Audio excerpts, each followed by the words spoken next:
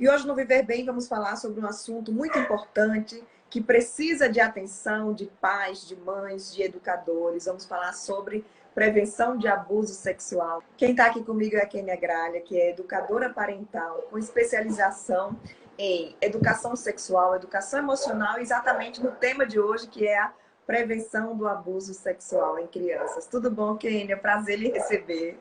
Tudo bem, Ju. Obrigada, viu, pelo convite. É uma honra muito grande estar aqui com você e trazer, né, um tema tão importante que é trazer essa consciência, né, para os pais, para eles estarem alertas e poderem proteger seus filhos. Vamos começar falando de estatística, Kênia. Quais são as estatísticas em relação ao abuso sexual infantil? Então, Juliana, eu não trago notícias muito boas, né? Mas tem solução para isso. Hoje os dados no Brasil, ele corresponde em 2021 foram 45 mil, aproximadamente 45 mil casos de estupro de vulnerável. E esses casos de estupro de vulnerável, o que chama mais atenção é que de 85% a 90% desses casos, eles não acontecem com estranhos, são pessoas da extrema confiança da criança. E o que chama mais a atenção ainda é que desses dados, 70% desses casos acontecem dentro de casa, ou seja, acontecem com pai, mãe, irmãos, avô, avó, tios, primos, aquela férias que a gente vai passar na casa de algum familiar, fica todo mundo muito propício, né, a casos de abuso. Então, os dados hoje são esses. Imagina que a cada 4 segundos, uma criança está vulnerável a ser abusada sexualmente. Quando a gente fala estupro de vulnerável, você está falando de relação sexual com essas crianças ou o que é que caracteriza o estupro de vulnerável? Não, na verdade, o que acontece? Estupro de vulnerável, ele é qualquer ato libidinoso que aconteça com uma criança. Ou seja, passar a mão, beijar, acariciar de uma forma indevida, qualquer gesto que deixa a criança desconfortável, que a criança não se sinta com o coração, né, palpitando, que a criança não queira e ela não seja respeitada, não é para fazer. Entende? Então, assim, aquelas brincadeiras de antigamente, né? Que a avó fazia, a avó fazia, ou a própria mãe também fazia, de terminar de dar banho na criança e dar um cheiro na parte íntima da criança, né? Isso se encaixa dentro do estupro de vulnerável, porque são situações que a criança, ela vê a brincadeira como algo muito sério, algo muito importante para ela. E aí, o que acontece? Quando alguém da confiança da criança, que é uma referência, que é pai, mãe, avô, faz uma coisa dessa, abre uma porta gigantesca para para possíveis abusos. Por quê? Porque a criança ela não sabe diferenciar que o tio, né, ou que o irmão, ou que uma professora, né, são pessoas de referência para ela também. Por que que minha mãe pode e ele não pode fazer, entendeu? Então, esses dados, e é importante trazer isso, o mínimo detalhezinho, no caso de um beijo, de uma carícia, entra em estupro de vulnerável. Assusta um pouco, porque quando a gente fala a palavra estupro, já pensa já na vias de fato, né? Então, é importante que as pessoas elas tenham consciência e que não brinquem de forma alguma, porque isso também causa danos seríssimos na cabeça da criança. Quais são os principais prejuízos para essa E, criança que sofreu um estupro de vulnerável?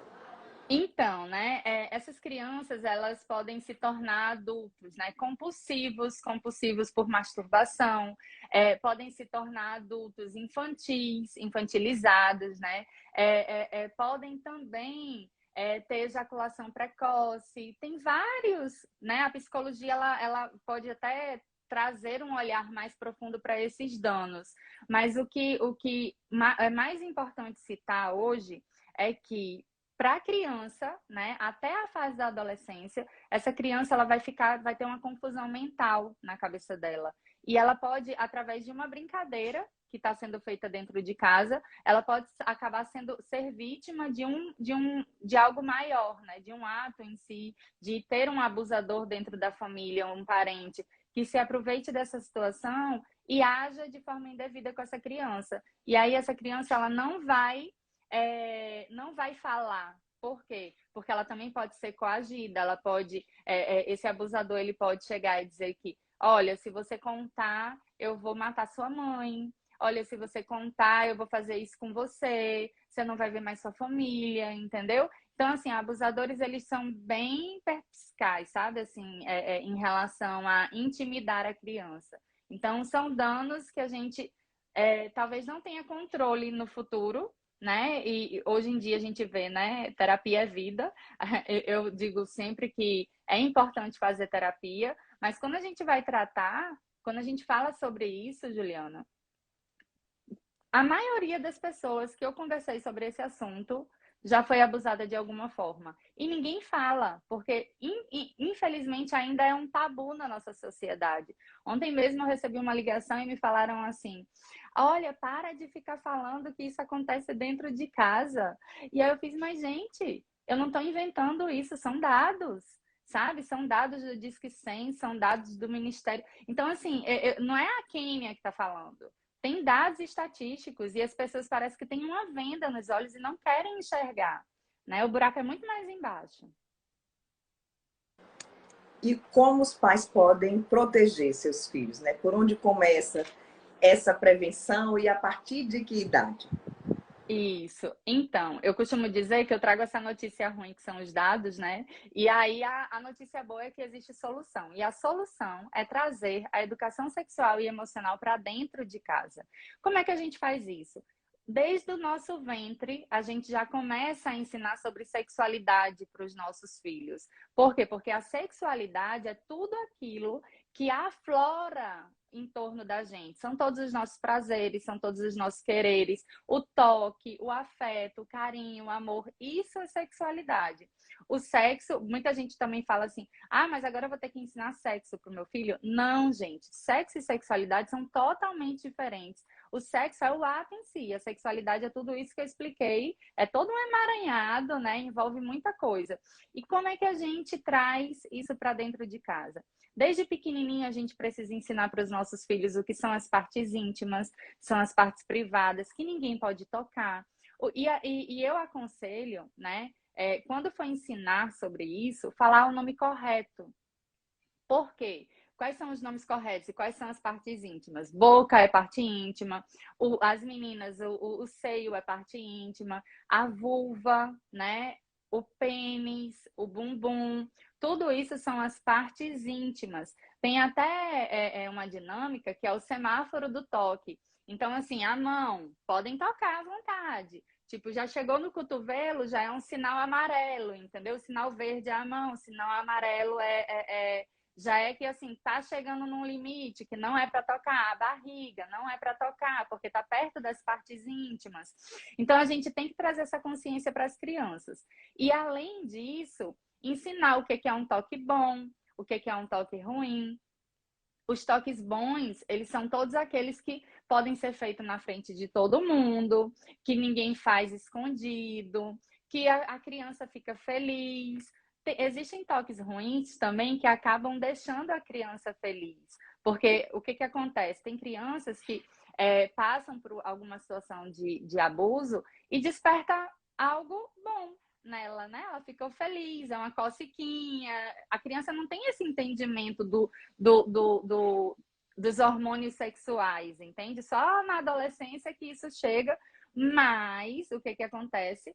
Se isso é feito, se isso acontece com uma criança e a criança tem essa sensação boa, acaba despertando precocemente coisas que não é para serem despertadas naquela faixa etária, entendeu? Então a gente precisa ensinar para os nossos filhos sobre as partes íntimas, que ninguém toca, que o papai e a mamãe ou um cuidador que o papai ou a mamãe vai direcionar toca apenas para higienizar, para passar uma pomadinha, se tiver com alguma doença, e rápido. Não tem que estar ali brincando com a parte íntima da criança e de ninguém.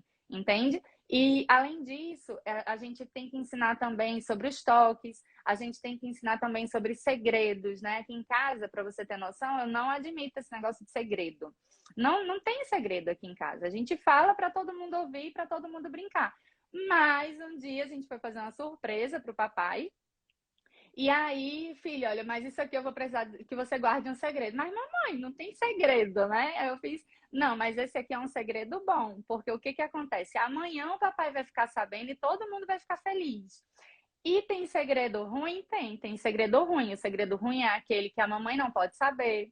Não conta para sua mãe ou não conta para o seu pai, que eles não podem saber. Isso são os segredos ruins, que ninguém vai ficar sabendo nunca, entende? Então, a criança tem essa capacidade de distinguir quando se é ensinada. A gente, às vezes, acaba duvidando dessa capacidade da criança, né? Mas elas são muito capazes. E a gente tem que empoderar isso também nas crianças. Quais são os sinais? O que é que o pai ou a mãe pode perceber de que o seu filho pode estar sofrendo abuso sexual? Porque a partir desses sinais aí acende o alerta e você vai começar a investigar. E muitas vezes essa situação passa despercebido, né, nas casas. Sim, inclusive muitas vezes, Ju, o que que acontece? É dado como, não, é coisa da idade, né?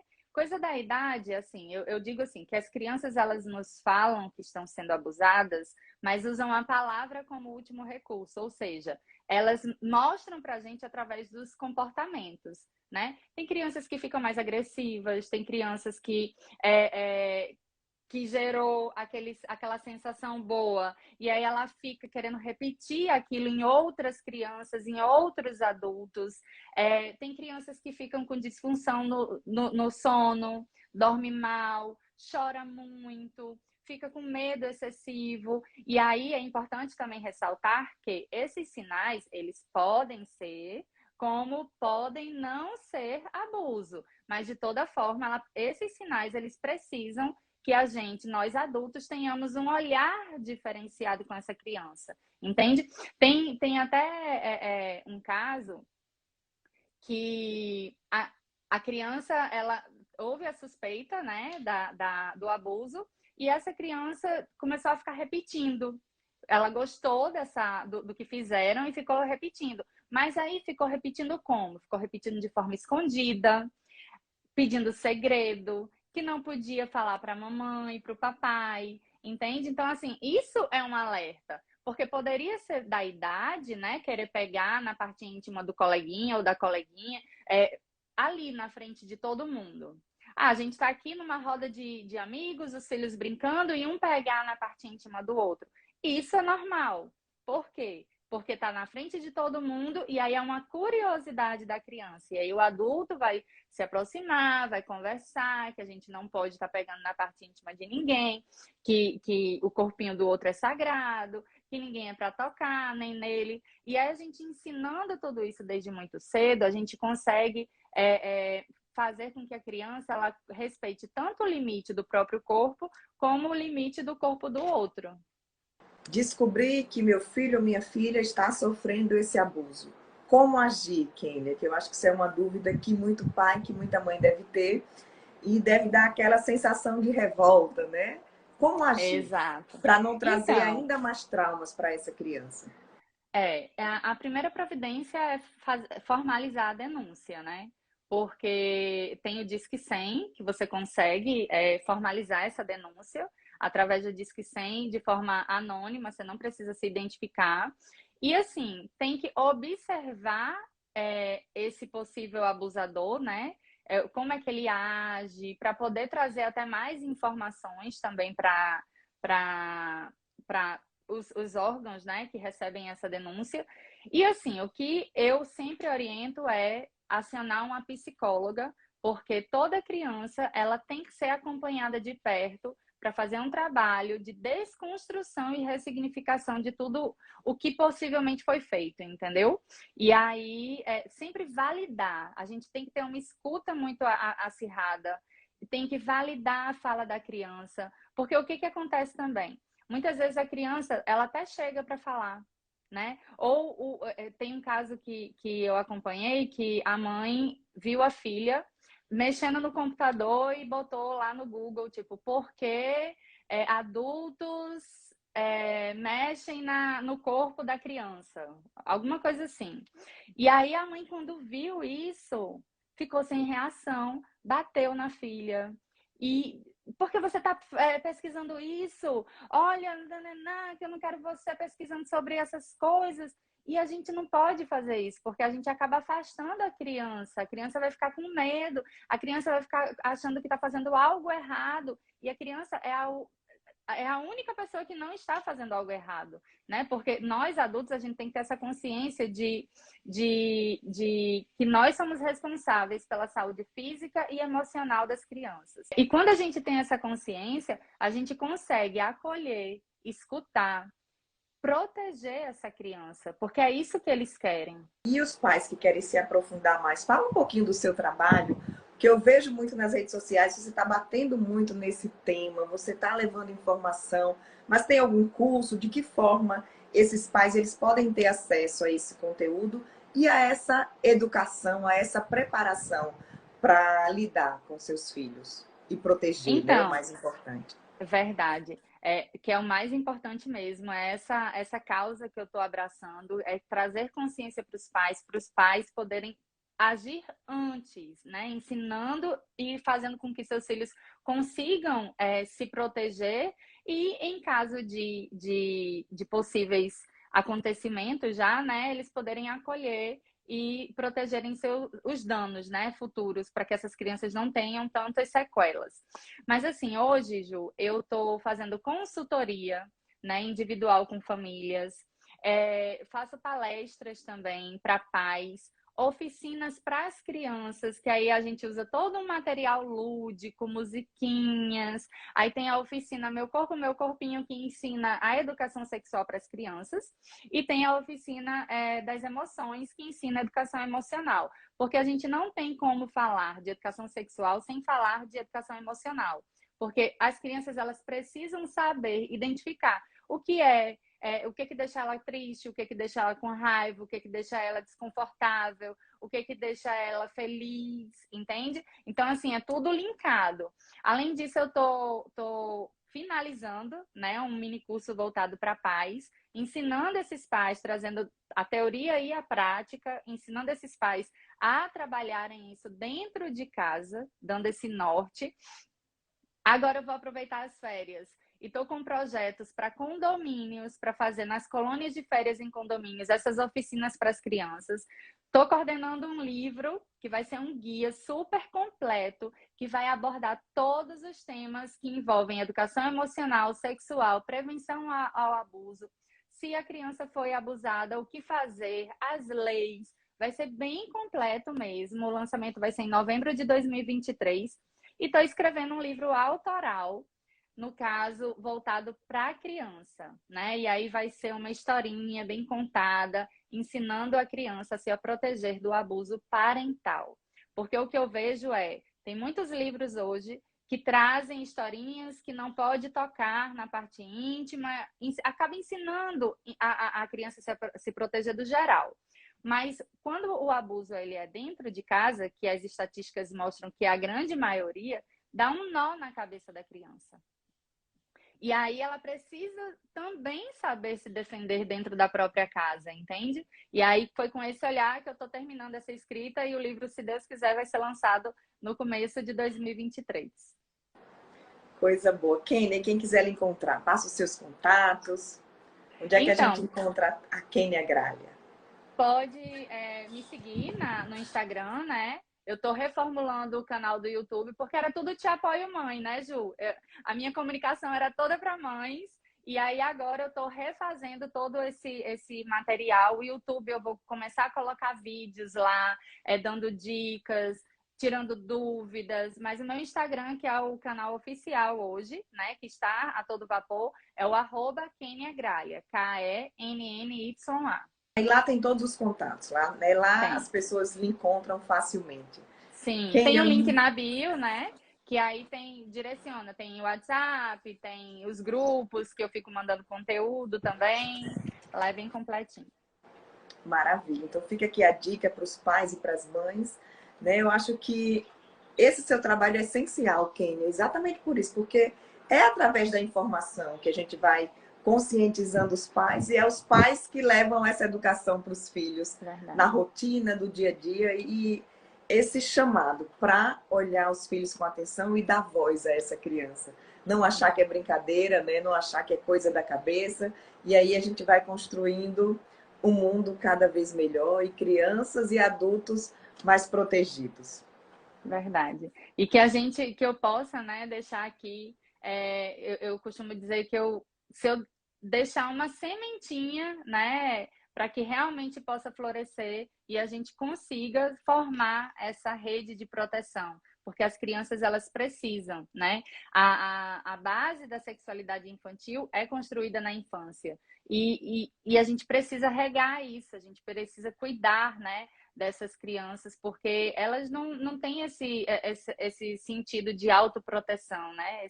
E se nós adultos não tivermos essa consciência, infelizmente, vamos ter outras gerações adoecidas, vamos ter outras gerações com estatísticas mais altas, né? E é isso, eu espero que realmente eu tenha conseguido plantar uma sementinha aqui para formar uma grande rede de proteção.